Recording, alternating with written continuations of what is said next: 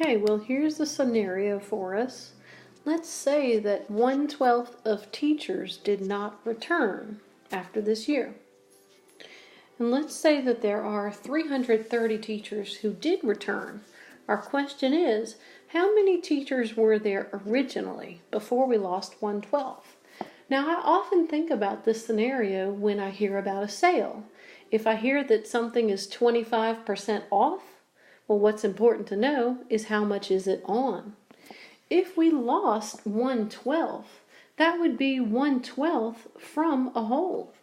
That means we started with 12 out of 12 and we lost 1/12, which means that you have 11/12, or 11 out of every 12 remaining.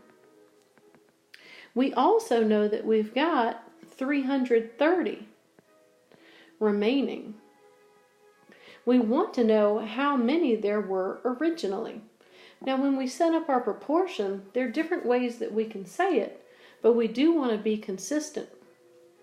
So I've got 11 out of every 12 staying, and I know that I have 330 staying, but the question is, what was that original amount?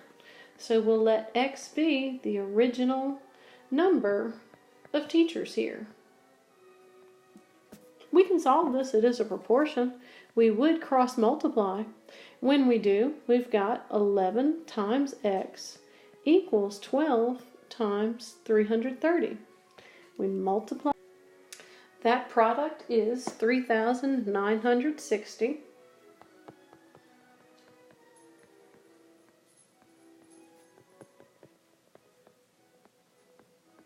And we're going to undo multiplication with division. When we do, our quotient is 360. The answer to our question. There were 360 teachers originally before we lost 1 out of every 12. We could check.